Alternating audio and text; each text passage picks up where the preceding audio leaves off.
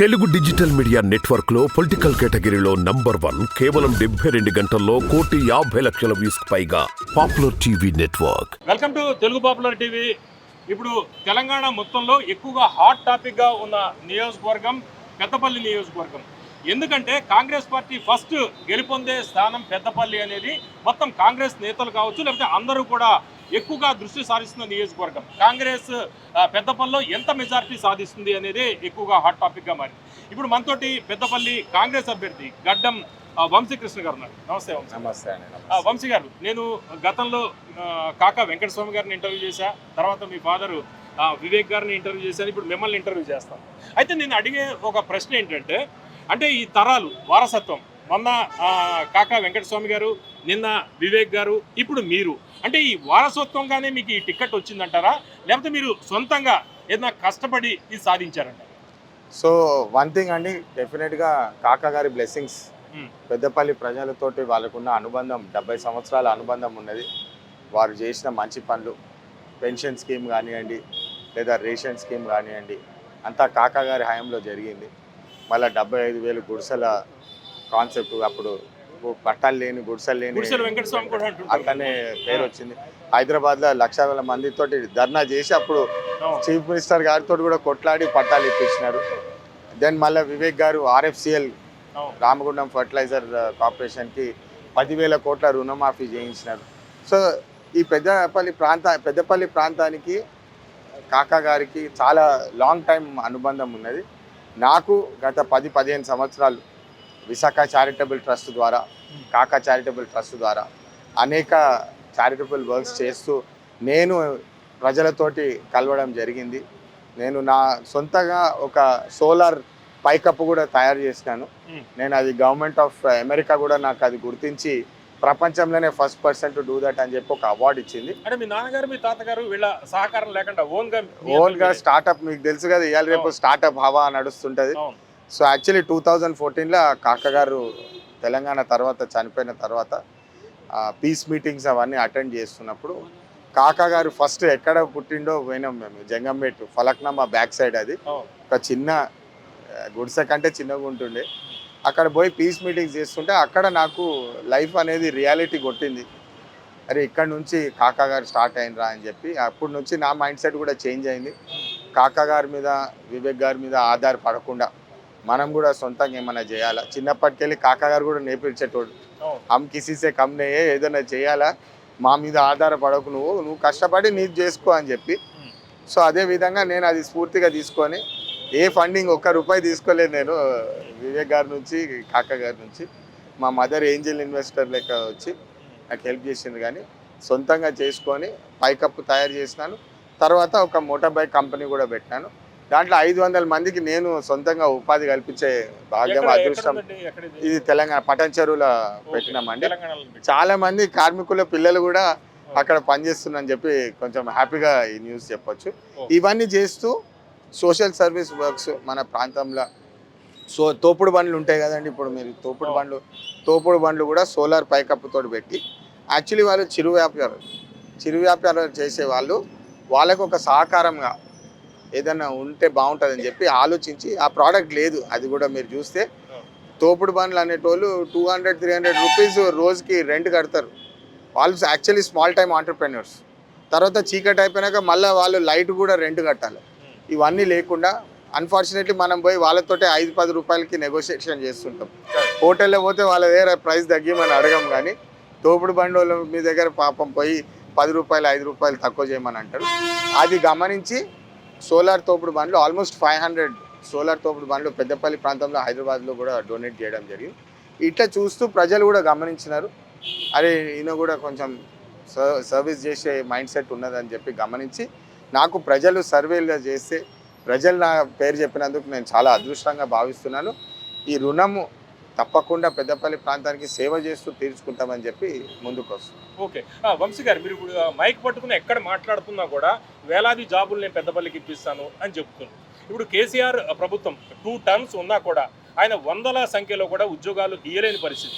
మీరు కేవలం పెద్దపల్లి పార్లమెంట్లోనే వేలాది ఉద్యోగాలు ఇచ్చేస్తానని ఎట్లా చెప్తున్నారు, ఎట్లా నమ్మాలి మేము? 100% అండి. నా ట్రాక్ రికార్డ్ చూసి నమ్మొచ్చు. Versus TRS party track record కూడా చూడండి. వాళ్ళు అంటే ఒక ఆర్ఎఫ్సిఎల్ ఎంపీగా ఎట్లా సాధ్యపడుతుంది? చెప్తాను, వాళ్ళు ఆర్ఎఫ్సిఎల్ చూసుకోండి. ఆర్ఎఫ్సిఎల్లో 10,000 crores 10,000 కోట్ల రుణమాఫీ చేసిన తర్వాత టీఆర్ఎస్ పార్టీ నాయకులు నెలకి 20,000 30,000 వచ్చే ఉద్యోగాలు కూడా 10 లక్షలు 15 లక్షలు లంచంకి అమ్ముకున్నారు వాళ్ళు ఉద్యోగాలు. నేను ఏం చెప్పదలుచుకుంటున్నానంటే వాళ్ళకు పని చేసే ఉద్దేశమే లేకుండే అని చెప్తున్నాను నేను. కేవలం పేదవాడి పొట్ట కొట్టి వాళ్ళ ప్రజలను దోచుకునే ఉద్దేశం ఉండే కాబట్టి వాళ్ళు చేయలేదు. ఉద్దేశం ఉంటే ఖచ్చితంగా చేయవచ్చు అని నేను నమ్ముతున్నాను. ఎట్లా కూడా చెప్తాను నేను. ఇక్కడ ఈ ప్రాంతంలో మన వనరులు చాలా ఎక్కువ, అంటే కోల్ కానివ్వండి, వాటర్ కానివ్వండి, శాండ్ కానివ్వండి, ఇవన్నీ వనరులు చాలా ఎక్కువ. ఇవి ప్రైవేట్ సంస్థల ద్వారా చేయొద్దు. ఎందుకంటే ప్రైవేట్ సంస్థల ద్వారా చేస్తే సొంత లాభాల కోసం చేసినట్టు ఉంటుంది. ప్రభుత్వ సంస్థల ద్వారా చేస్తే ప్రజలకు లాభం అయ్యేటట్టు, రాష్ట్రంకి న్యాయం అయ్యేటట్టు అది నడిపించచ్చు. అంటే ఏం చేస్తారు? అంటే ఇప్పుడు మీరు సింగరేణి చూసుకోండి. ఫస్ట్ పాయింట్ కోల్ మాట్లాడుకుందాం. కోల్ మనకు ఇండియా మొత్తం కూడా కలుపుకుంటే పవర్ షార్టేజెస్, పవర్ వెలుగునిచ్చే, మన దేశవ్యాప్తంగా వెలుగునిచ్చే సంస్థ ఏదైతే సంస్థ ఉందనంటే అది సింగరేణినే. అని మీరు చూస్తున్నారు పవర్ అనేది డే బై డే ఇంక్రీజ్ అవుతూ ఉంటుంది. మన జనాభా పెరుగుతా కొద్దీ పవర్ కన్సంప్షన్ పెరుగుతా కొద్దీ. మన రాష్ట్రంలో గత 10 సంవత్సరాల్లో ఒక్క కొత్త పవర్ ప్లాంట్ ఎందుకు నిర్మించలేదు పెద్దపల్లి ప్రాంతంలో? ఒక కొత్త బాయ్ ఎందుకు ఓపెన్ చేయలేదు పెద్దపల్లి ప్రాంతంలో? ఇవి బేసిక్ లాజికల్గా మాట్లాడుతున్నాను నేను, పాయింట్ బై పాయింట్ మాట్లాడుతుంటే. ఇది 1 by 1 ఓపెన్ చేస్తూ పోతే, ఒక బాయ్ ఓపెన్ చేస్తే 2,000 to 3,000 ఉద్యోగాలు ఇమ్మీడియట్గా వచ్చేస్తాయి. ఒక కోల్ బాయ్ ఓపెన్ చేస్తే ఒక పవర్ ప్లాంట్ పెడితే 1,000 మందికి ఉద్యోగాలు వస్తాయి. మీరు జైపూర్ పవర్ ప్లాంట్ కూడా చూసుకుంటే గతంలో కాకా గారి టైంలోనే జరిగింది జైపూర్ పవర్ ప్లాంట్ కూడా. వీళ్ళు టీఆర్ఎస్ పార్టీ నాయకులు వ్యాఖ్యలు చేస్తున్నారు. వాళ్ళు ఏం చేస్తున్నారు అంటే బహుశా వాళ్ళు పెద్దపల్లి ప్రాంతం నుంచే కాదేమో, ఎందుకంటే వాళ్ళు పెద్దపల్లి హిస్టరీనే క్వశ్చన్ చేస్తున్నారు. హిస్టరీలో జరిగింది, సింగరేణి సంస్థను ఆదుకుంది కాకా గారు, 1,00,000 పైన ఉద్యోగాలు అప్పుడు ఆదుకున్నారు. అది ఇప్పుడు 10 సంవత్సరాల తర్వాత చూస్తే కేవలం 30,000 40,000 ఉద్యోగాలు ఉన్నాయి. అంటే టీఆర్ఎస్ ప్రభుత్వంలో ఉద్యోగాలు తీసివేసినారు కానీ ఉద్యోగాలు తెచ్చే ప్రయత్నం చేయలేదు. ఇంకో విషయం, ప్రైవేటైజేషన్ అని చెప్పి మీరు వినే ఉంటారు. ప్రైవేటైజేషన్ చేస్తే ఫస్ట్ థింగ్ ఏం చేస్తారండి, 100 ఉద్యోగాలు ఉంటే దాన్ని ఇమ్మీడియట్లీ 30, 20, 10 కట్ చేస్తూ ఉంటారు. సింగరేణిని అమ్ముకున్న ఘనత కేసీఆర్ గారిది అని చెప్పి నేను ఇప్పుడు వాళ్ళు చెప్తుంది, టీఆర్ఎస్ పార్టీ చెప్తుంది కాంగ్రెస్ పార్టీ బీజేపీ కలిసి సింగరేణిని రేపు ప్రైవేటైజ్ చేస్తారు, వంశీని గెలిపిస్తే సింగరేణి ప్రైవేటైజ్ అవుతుంది. ఇటువంటి వ్యాఖ్యలు బీఆర్ఎస్ నాయకులు చెప్తున్నారు, మీరేం జవాబిస్తారు? అది బీఆర్ఎస్ స్పెషాలిటీ అండి. ప్రజలని మబ్బు పెట్టి, అంటే కాంగ్రెస్ బీజేపీ కలిసిపోతున్నారు. వినండి, ప్రజలని మబ్బు పెట్టి డైవర్ట్ చేసే ఉద్దేశంతో చెప్తుంటారు బీఆర్ఎస్ పార్టీ వాళ్ళు. మీకు తెలుసు గత 10 సంవత్సరాల్లో ట్రాక్ రికార్డ్, మీరందరూ ట్రాక్ రికార్డ్ గురించి మాట్లాడాలి. ఎందుకంటే మీ మీడియా వాళ్ళు కూడా మీరు హిస్టరీ చూస్తుంటారు. మీరు ఇప్పుడే చెప్పినారు కాకా గారిని ఇంటర్వ్యూ చేస్తారని చెప్పి. హిస్టరీ చూసుకుంటే కాంగ్రెస్ బీజేపీ ఎప్పుడన్నా కలిసి ఉండేనా అని చెప్పి మీరు ఆలోచించాలి. First point. సెకండ్ పాయింట్, కాకా గారి టైం నుంచి ఈ పెద్దపల్లి ప్రాంతాన్ని చూస్తుంటే కార్మికులను ఆదుకుంటూనే వచ్చారు కానీ కార్మికులకు ఎక్కడ నష్టం చేసినది ఒక్క కార్మికుడైనా చూపించండి. Open challenge. నేను ఎందుకు ఇట్లా మాట్లాడుతున్నా అంటే నాకు కూడా చిన్నప్పటికెళ్ళి ఇదే చెప్పుకుంటూ పెంచినారు. కార్మికుడు బాగుంటేనే సంస్థ బాగుంటుంది, సంస్థ బాగుంటేనే రాష్ట్రం బాగుంటుంది, రాష్ట్రం బాగుంటేనే దేశం బాగుంటుంది అని చెప్పి. ఇది ఎందుకు చెప్తున్నానంటే కార్మికుల కోసం కాంగ్రెస్ పార్టీ ఎప్పుడు అండదండగా ఉన్నది. టీఆర్ఎస్ పార్టీ 2 ఎంపీలతోటే తెలంగాణ మెడల్ వంచి తీసుకొచ్చినామని చెప్పి చాలా అహంకారంగా కేసీఆర్ గారు మాట్లాడుతుండే. మళ్ళీ 13 ఎంపీ సీట్లతోటి 10 సంవత్సరాల్లో 13 ఎంపీ సీట్లతోటి ఒక్క పని సింగరేణి కార్మికుడికి ఎందుకు చేయలేదని ఈరోజు ప్రశ్న. ఐటీ స్లాబ్స్ కానివ్వండి, సొంతింటి పథకం కానివ్వండి, మల్టీ స్పెషాలిటీ హాస్పిటల్ కానివ్వండి, 25,000 కోట్ల రూపాయలు బకాయిలు వచ్చేది ఉన్నాయి సింగరేణి సంస్థకి. ఒక పని అన్న టీఆర్ఎస్ పార్టీ చేయాల్సింది కదా. 2 ఎంపీ సీట్లతోటే తెలంగాణ తెచ్చినోడు 13 ఎంపీ సీట్లతోటి సింగరేణి కార్మికుడికి న్యాయం ఎందుకు చేయలేకపోయినాడు? అండ్ సింగరేణి సంస్థని ఎందుకు అమ్ముకున్నాడు? కొత్తగూడెంలో ప్రైవేటైజ్ చేసి సింగరేణి సంస్థనే అరబిందో ఫామ్ ఆప్షన్ చేసేసి అమ్మేసినాడు. అది ఎందుకు చేసినారని చెప్పి ప్రశ్నిస్తున్నాం. Actually counter question. ఇది ట్రాక్ రికార్డ్. మరి కాంగ్రెస్ ట్రాక్ రికార్డ్ ఏంటి? జైపూర్ పవర్ ప్లాంట్ పెట్టిండు, ఆర్ఎఫ్సిఎల్ని ఆదుకున్నారు, సింగరేణి సంస్థను ఆదుకున్నారు. ఇవన్నీ ట్రాక్ రికార్డు. సో అది కంప్లీట్లీ ఫాల్స్. కేవలం ప్రజలని మళ్ళీ మబ్బు పెట్టి మళ్ళీ ఇంకో టర్మ్ వస్తే ఆయన కొడుకు కవితమ్మ సుఖంగా ఉంటారని చెప్పేసి ఈ వ్యాఖ్యలు చేస్తున్నారు కానీ ప్రజలకు సేవ చేసే ఉద్దేశం లేదు. మీరు ఇప్పుడు ధర్మపురి వెళ్తే కూడా ఉపాధి హామీ గురించి మాట్లాడుకుందాం. ఉపాధి హామీ ఫస్ట్ మొదలుపెట్టిందే కాంగ్రెస్ పార్టీ. ఏమని ఆలోచన ఉండే, ఉపాధి హామీ పెడితే 100 రోజులకి ఉద్యోగం లేని వాళ్ళకి ఒక సహకారం లెక్క ఉంటుందని ఉపాధి హామీ మొదలుపెట్టిండు. అది 20 సంవత్సరాల క్రితం. 20 సంవత్సరాల క్రితం రోజుకి 150 రూపాయలు అప్పుడు ప్రకటించడం జరిగింది. 20 సంవత్సరాల తర్వాత కూడా అది 150, 200 రూపాయలకే ఉన్నది ఇప్పుడు కూడా. దురదృష్టం ఏంటంటే, బాధాకరమైన విషయం ఏంటంటే, 20 సంవత్సరాల క్రితం ఎవరైతే అమ్మలు తాతలు ఉన్నారో వాళ్ళ పిల్లలు వాళ్ళు ఇది చేయొద్దని చెప్పి కష్టపడి కృషి చేసి వాళ్ళ పిల్లలను చదివించి బీకామ్లు ఎంబీఏలు చదివించి మళ్ళీ 20 సంవత్సరాల తర్వాత ఈ 10 సంవత్సరాల టీఆర్ఎస్ ప్రభుత్వం అయిన తర్వాత కూడా పిల్లలు డిగ్రీలు చదువుకొని ఉపాధి హామీకి వెళ్ళడం ఏందండి? ఇది న్యాయమా? ఇది యువతకి న్యాయమా? ఇట్లా ఇది ప్రాబ్లం. పెద్దపల్లి ప్రాంతంలో ఇది ప్రాబ్లం. దీనికి పరిష్కారంగా కష్టపడి ఒక్కొక్క ప్రాంతానికి వనరులు ఉన్న ప్రాంతానికి ఏ ప్రభుత్వ సంస్థ తీసుకొస్తే బాగుంటుందని చెప్పి అనలైజ్ చేసి ఖచ్చితంగా నేను తీసుకొస్తాను. ఎందుకంటే నేను గతంలో 15 సంవత్సరాలు నేను చేసినాను. నేను గర్వంగా చెప్పుకోవచ్చు, 500 మందికి నేను సొంతంగా ఇండివిజువల్గా ఉపాధి కల్పించినాను. ప్రభుత్వం ద్వారా అయితే ఇంకా వేల మందికి, లక్షల మందికి నేను 100% అండి. విజన్ లేకుంటే ఈ 10 సంవత్సరాలు చూసినాం మనం. మబ్బు పెట్టి ప్రజలని తెలంగాణ వస్తే మన బతుకులు మారిపోతాయి, ఇంటింటికి ఉద్యోగం వస్తుంది అన్నాడు, మీకు డబుల్ బెడ్రూమ్ రూమ్స్ ఇస్తా అన్నాడు, ఎగితాళి చేసినాడు. ఇంటికి అల్లుడు వస్తే ఎక్కడ ఉంటాడు, గొర్రె వస్తే ఎక్కడ ఉంటుంది, మేకొస్తే ఎక్కడ ఉంటుంది అని ఎగితాళి చేసినాడు. ఒక ఇల్లు ఇవ్వలేదు. ఆయన మాత్రం ఫామ్ హౌస్ కట్టుకున్నాడు, ఆయన కొడుకు ఫామ్ హౌస్ కట్టుకున్నాడు, కవితమ్మ ఫామ్ హౌస్ కట్టుకుంది. మరి ప్రజల సంగతి ఏంది?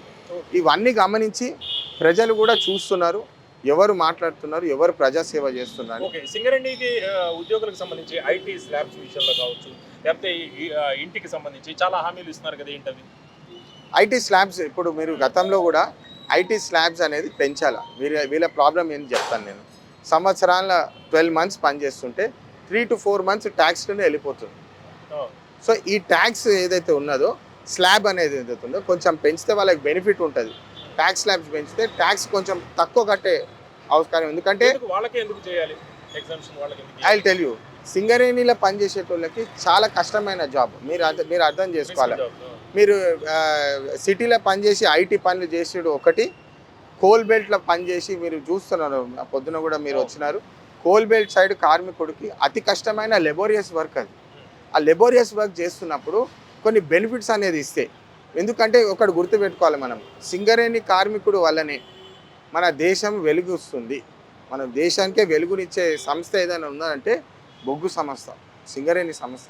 దానికి మనం ఏమైనా పర్క్స్ ఇస్తున్నామా, దానికి మనం ఆ కార్మికులకు ఏమైనా బెనిఫిట్ ఇస్తున్నామా అట్లా. అండ్ వాళ్ళకి హెల్త్ హజార్డ్స్ కూడా చాలా ఎక్కువ ఉంటాయి.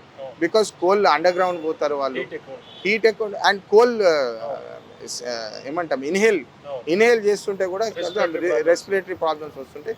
ఇవన్నిటికీ సహకరిస్తూ అది ఉంటే ప్రభుత్వం చేయగలుగుతుంది లార్జ్ స్కేల్లో. అందుకని వీళ్ళకి డెఫినెట్లీ బెనిఫిట్స్ చేయాలి. మీరు అందరు తెలుసు, ఐటీలో పనిచేసేటోళ్ళకి కూడా బెనిఫిట్స్ అడుగుతుంటారు, మరి వాళ్ళకి ఎందుకు రావాలని కూడా క్వశ్చన్ చేయొచ్చు. సో ఇట్స్ అందరినీ కలుపుకుపోయి సమాజానికి మంచి చేసే ఉద్దేశంతో సొసైటీ ప్రోగ్రెస్ ఎట్లయితుందండి? పిల్లలకు ఉద్యోగాలు ఇవ్వాలా, మనం ఉపాధి కల్పించుకుంటూ అభివృద్ధి బాటలో నడుస్తుంటేనే సొసైటీ అనేది డెవలప్ అవుతుంది, కంట్రీ అనేది ముందుకు వెళ్తుంది. అంతేగాని ప్రజలను మబ్బు పెట్టేసి వాళ్ళని డిస్ట్రాక్ట్ చేసి వీళ్ళని డిస్ట్రాక్ట్ చేస్తే మిగిలేది, ఇప్పుడు మొన్న రేవంత్ రెడ్డి గారు చెప్పినారు కదా, గాడిద గుడ్డనే మిగిలింది ప్రజలలో, కొబ్బరి చిప్పలే మిగిలినాయి, కానీ ప్రజలకు వచ్చింది ఏం లేదు. ఓకే, వంశీ గారు, ఇప్పుడు ఈ టికెట్ పెద్దపల్లి ఎస్సీ రిజర్వ్డ్ నియోజకవర్గం అయితే ఇక్కడ మాదిగలకి ఇవ్వాలి, మాల సామాజిక వర్గం కాకుండా మాదిగలకి ఇవ్వాలి అనేది ఒక డిమాండ్. మీ పార్టీ నేతలే ఢిల్లీలో గొడవలు కూడా చేసే పరిస్థితి. దీన్ని మీరు ఏం జవాబు చెప్తారు? యాక్చువల్లీ అది మా పార్టీ వాళ్ళు చేయలేదండి. మీరు వీడియో క్లియర్గా చూస్తే బీఆర్ఎస్ పార్టీ వాళ్ళు, బీజేపీ పార్టీ వాళ్ళు కన్ఫ్యూజన్ క్రియేట్ చేయడానికి చేసి, కాకా గారి చరిత్ర పెద్దపల్లితో అనుబంధం 70 సంవత్సరాలు ఉన్నది. ఎప్పుడు కానీ ఒక్క నిమిషం కూడా లేదు వేర్ కాకా గారు కులాలని స్ప్లిట్ చేయడము, మతం అని చెప్పి కులం అని చెప్పి దళితులని స్ప్లిట్ చేయాలన్న ఉద్దేశంతో ఎప్పుడు పనిచేయలేదు. ఇది కేవలం బీజేపీ పార్టీ, బీఆర్ఎస్ పార్టీకి ఉన్న చెడు ఆలోచనతోటి, దురాచరణలతోటి దళితులని విడదీయాలన్న ఆలోచనతోటి ఇవన్నీ లేపినారు. మీరందరూ అర్థం చేసుకోవాలి. ఒకటి ముఖ్యమైన విషయం ఏంటంటే, కాంగ్రెస్ పార్టీ అందరినీ కలుపుకొని ముందుకెళ్ళే పార్టీ. మీరు హిస్టరీ కూడా చూసుకుంటే మీరు చూస్తున్నారు, ఇప్పుడు కాకా గారిది కూడా అన్ని కులాలను వర్గాలను అందరి బ్యాక్వర్డ్ క్లాసెస్ బడుగు బలహీన వర్గాలు అందరినీ కలుపుకొని ముందుకెళ్ళే ఆలోచనతో పోతారు. కాకా గారు హైదరాబాద్లో డాక్టర్ బిఆర్ అంబేద్కర్ గారి ఒక ఎడ్యుకేషనల్ ఇన్స్టిట్యూషన్ కూడా పెట్టినారు. 5,000 స్టూడెంట్స్ సంవత్సరానికి 5,000 స్టూడెంట్స్ గ్రాడ్యుయేట్ అవుతారు దాని నుంచి. చాలామంది ఐఏఎస్ ఆఫీసర్లు, దాంట్లో ఐపీఎస్ ఆఫీసర్లు, మన ఉప ముఖ్యమంత్రి గారు కూడా అల్యూమ్నై, బట్టి విక్రమార్క గారు కూడా మా కాలేజ్ అల్యూమ్నై. ఇది ఎందుకు చెప్తున్నానంటే సొసైటీ ముందుకు వెళ్ళాలి, ప్రజలని తీసుకొని వెళ్ళాలి, అందరినీ ఒక తాటిపై తీసుకొని వచ్చి వెళ్ళాలన్న ఆలోచన. కానీ ఈ బ్రిటిష్ మైండ్ సెట్, బ్రిటిష్ పరిపాలన ఏం చేసినారు, హిందూ ముస్లిం అని చెప్పి డివైడ్ అండ్ రూల్ కాన్సెప్ట్లో మన దేశాన్నే సగం చేసినారు. అదే మైండ్ సెట్, అదే థాట్ ప్రాసెస్గా ఇప్పుడు వీళ్ళు కాస్ట్లో తీసుకొస్తున్నారు. మనము దళితులను స్ప్లిట్ చేస్తే వాళ్ళు ఐక్యంగా ఉండకపోతే వాళ్ళు ఎదగరు, వాళ్ళు పెరగరు అని చెప్పి దురాచరణలతోటి బీఆర్ఎస్ పార్టీ, బీజేపీ పార్టీ నాయకులు చేస్తున్నారు తప్ప మేమైతే 100% అందరినీ కలుపుకొని ఒకతాటిపై తీసుకెళ్ళి అభివృద్ధి పార్టీలో డెవలప్మెంట్ గురించి మాట్లాడండి, అభివృద్ధి గురించి మాట్లాడండి. అంతేగాని మీరు చూస్తున్నారు ఇప్పుడు మాకు 400 బార్ వచ్చేస్తే రాజ్యాంగంనే మార్చేస్తాము, అంబేద్కర్ రాసిన రాజ్యాంగంనే మార్చేస్తామని చెప్పి ఏమేమి వ్యాఖ్యలు చేస్తున్నారు. అంటే మన మానవులకున్న హక్కులు ఏదైతే 70 సంవత్సరాల క్రితం 2 సంవత్సరాలు చదివి రాజ్యాంగం చేసిన బిఆర్ అంబేద్కర్ గారిని విమర్శిస్తున్నారు. ఇలా వారు రాసిన రాజ్యాంగంనే తీసివేసేసి ప్రజలకు అన్యాయం చేసి వాళ్ళ హక్కులే జీనుకున్నామని చెప్పి ఏదైతే మాట్లాడుతున్నారో. ఇప్పుడు 400 సీట్లు బీజేపీ సాధిస్తే రిజర్వేషన్లు ఎత్తేస్తుంది అని రేవంత్ రెడ్డి గారు చెబుతారు. ఇప్పుడు జాతీయ స్థాయిలో అది చర్చ అవుతుంది. అది మీరు నమ్ముతున్నారు? అది యాక్చువల్లీ ఒక పాయింట్ చెప్పాలా, ఫస్ట్ ఆఫ్ ఆల్ వాళ్ళు 400 సీట్లు గెలవట్లేదండి. మీరు ఫేజ్ 1 ఫేజ్ 2 చూస్తే కూడా బీజేపీ గ్రాఫ్ చాలా డౌన్ అయిపోయింది. ఎందుకంటే 2 crore జాబ్స్ పర్ ఇయర్ అని అన్నారు. మీరు అందరు గమనించాలా, యూత్ ఫాలోయింగ్ ఎక్కువ ఉందని అంటుంటారు బీజేపీకి, కానీ యూతే రియలైజ్ అవుతున్నారు. ఇవాళ 10 సంవత్సరాలు కేంద్రంలో బీజేపీ ఉన్నది, ఇక్కడ రాష్ట్రంలో టీఆర్ఎస్ పార్టీ ఉన్నది. 10 సంవత్సరాల్లో ఎంతమందికి ఉద్యోగాలు ఉన్నాయి? మీ ఏ రూమ్ అన్నా పోండి, ఇప్పుడు మనం మీటింగ్ చేసుకుంటున్నాము, ఎంతమంది చదువుకున్న వాళ్ళు బీకామ్ ఎంబీఏలు చేస్తున్నారంటే అందరు చేతులు ఎత్తుతారు. ఎంతమందికి ఉద్యోగాలు వస్తాయంటే ఎవరి చేతులు కూడా ఎత్తారు. అంటే రాష్ట్రము దేశవ్యాప్తంగా ఒక నిరుద్యోగుల రాష్ట్రము దేశం తయారై కూర్చుంది. ప్రజలు కూడా గమనిస్తున్నారు వీళ్ళు ఏం చేసినారు. మీరు గమనించాలి, అదానీ అంబానీనే రిచెస్ట్ ఇన్ ద వరల్డ్ దాకా వెళ్ళినారు బీజేపీ హయాంలో. కానీ ప్రజలు కామన్ మ్యాన్కి ఏమొచ్చిందని చెప్పి ఆలోచిస్తున్నారు. మీరు పెట్రోల్ ధరలు మాట్లాడండి, ఎసెన్షియల్స్ ధరలు మాట్లాడండి, ఇవన్నీ దీస్ ఆర్ సైన్స్ దట్ మన ప్రభుత్వము అనేది ప్రజల కోసం పనిచేస్తుందా లేదా 2-3 కోసం పనిచేస్తుందా. మీరు అదానీ అంబానీ గురించి మీరు మాట్లాడుతున్నారు. అయితే నిన్న మోడీ మాట్లాడింది, కాంగ్రెస్ అదానీ అంబానీల గురించి మాట్లాడట్లేదు, నోరు మెదపట్లేదు, వాళ్ళకి కోట్లాది రూపాయలు ట్రక్కుల్లో వచ్చాయా అని ఆయన ప్రశ్నిస్తున్నారు. మీరు డైరెక్ట్ ఓపెన్గా మాట్లాడుతున్నారు. ఐ థింక్ కొంచెం మోడీ గారి గురించి ఏం చెప్పాలండి, ఎందుకంటే మొన్న ముస్లిమ్స్ మీద మాట్లాడినాడు, మొన్న రిజర్వేషన్స్ మీద మాట్లాడినాడు. ఐ థింక్ టాపిక్ డైవర్ట్ చేస్తున్నారు. ఎట్లయితే బీజేపీ అదానీ అంబానీ గురించి కాంగ్రెస్ ఎత్తట్లేదు అనేది ఎందుకు ఎత్తట్లేదు అంటే నేనే ఎత్తినాను. So that is completely wrong. Revanth Reddy గారు కూడా అదానీ అంబానీ మీద కామెంట్ చేస్తున్నారు, అందరూ రాహుల్ గాంధీ గారు కూడా అదానీ అంబానీ మీద కామెంట్ చేస్తున్నారు. అది తప్పు. అది కేవలం అగైన్ పాలిటిక్స్ అనేది ప్రజలను డైవర్ట్ చేయడానికి వాడుతున్నారు, వాళ్ళ మైండ్స్ని డైవర్ట్ చేయడానికి వాడుతున్నారు, కానీ ప్రజాసేవకు వాడట్లేదని చెప్పి మీరు ఇచ్చిందే మరో ఎగ్జాంపుల్. ఓకే, ఇప్పుడు పెద్దపల్లి పార్లమెంట్లో ఉన్న కాంగ్రెస్ ఎమ్మెల్యేలు ఎవరైతే ఉన్నారో వాళ్ళు ఎంతవరకు మీకు సహకరిస్తున్నారు? బాగుందండి. డిఫరెన్సెస్ ఉన్నాయి అనేది గత 2-3 నెలల క్రితం ఉంది, ఈ మధ్య ఎట్లా ఉంది? యాక్చువల్లీ మీరు చెప్పాలా, మీరు అబ్జర్వ్ చేస్తున్నారు కదా, ఇప్పుడు ఒకటే వేదికల మీద కనిపిస్తున్నారు, అందరు కలిసి మీటింగ్ అంతా బాగుందండి. We are all on the same platform. అంటే ఏం చేశారు వాళ్ళందరినీ ఒకటే? ఏం లేదండి, ఒకటి అర్థమయ్యేలా చెప్పాలా, కాకా గారు పెద్దపల్లి ప్రాంతానికి ఉన్న అనుబంధము, కాంగ్రెస్ పార్టీ పెద్దపల్లికి ఉన్న అనుబంధము, అందరూ మీరు బయట ఏమనుకుంటారో తెలియదు, కానీ నేను పర్సనలీ చెప్తున్నాను, 20 సంవత్సరాల నుంచి నాకు శ్రీధర్ బాబు గారిని కలిసిన. 20 సంవత్సరాల క్రితం నేను చిన్నగా ఉండే అప్పుడు శ్రీధర్ బాబు గారిని కలిసాను, రాజ్బాయిని అప్పుడు 20 years బ్యాక్ నేను కలిసాను. అందరూ కాకా గారితో ఉన్న అనుబంధం ఉన్నది, మీరు చూస్తున్నారు. అందరూ కూడా కాకా గారిని గుర్తు చేసుకుంటున్నారు, అందరు ఎమ్మెల్యేలు. చాలా ఆనందంగా ఉన్నది. వాళ్ళందరూ నాకు సపోర్ట్గా ఉన్నారు. వాళ్ళందరూ నాకు ఆశీర్వాదం ఇస్తేనే నాకు ఈరోజు ఈ స్టేట్లో ఈ పొజిషన్లో ఉన్నాను. ఖచ్చితంగా వారి ఆశీర్వాదాలతో, ప్రజల ఆశీర్వాదంతో మంచి జరుగుతుందని కోరుతున్నాను. పెద్దపల్లి పార్లమెంట్కి సంబంధించి ఏం చేయబోతున్నారు మీ విజన్ ఓవరాల్? చూడండి, గత 10 సంవత్సరాలు తెలంగాణ వచ్చిన తర్వాత మన జీవితాలు మన బతుకులు మారిపోతాయని చెప్పి ఏదైతే గట్టిగా నమ్మినారో అది కేవలం ఒక మోసం, ఒక అబద్ధం అని చెప్పి తేలిపోయింది. కేసీఆర్ గారు ప్రజలను మోసం చేసి గొంతు గెలిచినంత పని చేసినారు. ఉద్యోగాలు రాలేదు, ఇంటింటికి ఉద్యోగాలు రాలేదు. ఇక్కడ మీరు ఇన్ఫ్రాస్ట్రక్చర్ చూస్తే కూడా రోడ్స్ అండ్ డెవలప్మెంట్ సరిగా కాలేదు. అదే 20 సంవత్సరాల క్రితం 10 సంవత్సరాల క్రితం కాంగ్రెస్ పార్టీ చేసిన డెవలప్మెంట్ వర్క్సే ఉన్నాయి. మీరు కొంచెం రఫ్ సర్వే చేస్తే కూడా ఈ రోడ్ ఓవర్ వేయించిండ్రు, ఆ వాటర్ బోర్వెల్ వేయించిండ్రు అంటే కాంగ్రెస్ పార్టీ అనే చెప్తారు. కాకా గారు అని చెప్తారు, వివేక్ గారు అని చెప్తారు. మరి అదే విధంగా ఇంటీరియర్స్లో పోతే మహిళలకు టాయిలెట్స్ కూడా లేవండి. ఈరోజు పరిస్థితి ఎంత దారుణంగా ఉందంటే టాయిలెట్స్ లేవు, పక్క ఊరు నుంచి వాటర్ బకెట్లో నింపుకొని వస్తున్నాం. ఇంత దారుణంగా మనం బతుకుతున్నామా? ఈరోజు మనం ఐటీ అంటున్నాము, ఏఐ అంటున్నాము, 2023, 2024లో బతుకుతున్నాము. కానీ మన సాటి మనిషి టాయిలెట్ లేదు, నీళ్ళు స్నానం చేసుకోవడానికి వాటర్ లేదంటే ఎంత దారుణమైన పరిస్థితితో మీరు అర్థం చేసుకోవాలి. కేవలం రోడ్ నెంబర్ 45 రోడ్ ఒకటి కట్టుకొని కేటీఆర్ తెలంగాణ ఫేసే మార్చేసిన అని చెప్పుకోవడం చాలా దారుణం, అది అసలు మోసం. అది ఇవన్నీ గమనించి first basic necessities of life 30 సంవత్సరాల క్రితం ఏదైతే మనం మాట్లాడుకుంటున్నానో అన్ఫార్చునేట్లీ ఇవాళ పెద్దపల్లి ప్రాంతానికి బేసిక్ నెసెసిటీస్ ఆఫ్ లైఫ్ రోటీ కపడా మకాన్ అని ఎట్లయితే అంటామో రోడ్స్ వేపియాలా, ఇల్లులు కట్టేయాలా. అందరు ఇంద్రమ్మ ఇల్లులు గుర్తు చేసుకుంటున్నారు, ఇల్లులు కట్టేయాలా.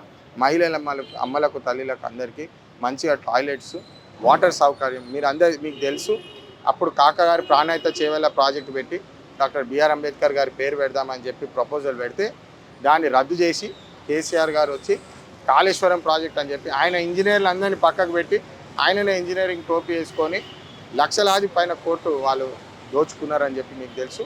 అంత దోచుకున్న తర్వాత కూడా ఒక్క నల్లకి నీటి చుక్క కూడా రాని పరిస్థితి పెద్దపల్లి ప్రాంతంలో ఉన్నది. ఇవన్నీ ఇష్యూస్ మీద వర్క్ చేసి ఖచ్చితంగా పనిచేస్తామని చెప్పి నేను అందరి ముందు మాటిచ్చినాను. ఖచ్చితంగా చేస్తాము. ఇంకా అతిపెద్ద విషయం మీద మాట్లాడాల్సింది ఉద్యోగాలు. ఖచ్చితంగా నేను కూడా ఒక యువకుడిని, ఉద్యోగం లేకపోతే మానసికంగా ఆర్థికంగా ఎన్ని కష్టాలు ఉంటాయో నాకు తెలుసు. అందుకని స్పెషలీ యువతని మంచి బాటలో పెట్టి మనం ఒక్కళ్ళమే మంచిగుంటే కాదు, 10 మంది బాగుంటేనే మనం బాగుంటామని చెప్పి కాకా గారు నాకు ఎప్పుడు నేర్పేటోళ్ళు. సేవ చేయడానికి వచ్చినాము, ఖచ్చితంగా సేవ చేసి పెద్దపల్లి ప్రాంతాన్ని అభివృద్ధి బాటలో తీసుకెళ్తామని చెప్పి ముగిస్తాను. చిన్న వయసులోనే వందలాది మందికి ఉద్యోగాలు ఇప్పించాము. మొత్తం నియోజకవర్గానికి సంబంధించి ఒక క్లియర్ విజన్ ఉంది. వేలాది ఉద్యోగాలు కల్పన ఇక్కడ చేస్తాము అనేది వంశకృష్ణ గారు చెబుతున్నారు.